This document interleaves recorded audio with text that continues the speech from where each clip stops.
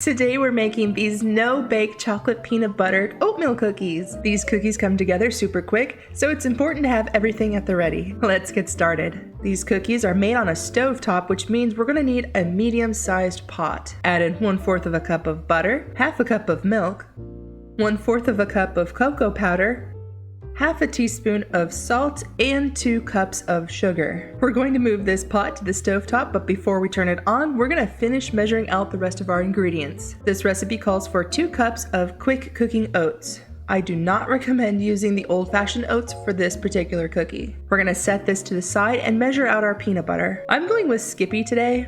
Chunky or creamy, I don't think it really matters. I'm going with creamy today. We need 1/2 cup of peanut butter. We're gonna leave this ready to go right next to our oats. Okay, we're ready. On medium-high heat, we're gonna melt everything we just put into our pot. We're gonna bring this to a boil, and once it starts boiling, we're gonna set a timer for 1 minute. Make sure you're stirring constantly. We don't want anything to burn. When your minute is almost up, we're going to add in 1 teaspoon of vanilla right as we take our mixture off the heat. Quickly add in the pre-measured peanut butter. Give it a few quick stirs and then dump in the quick cooking oats.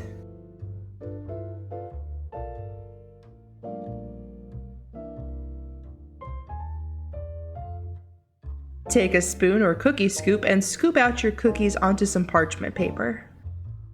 These cookies will set up fairly quickly, so you want to move kind of fast. This is why it's important to have everything pre-measured and at the ready. I like to tap the tops down just a bit so that the cookie resembles more of an actual cookie shape rather than just a mound of deliciousness.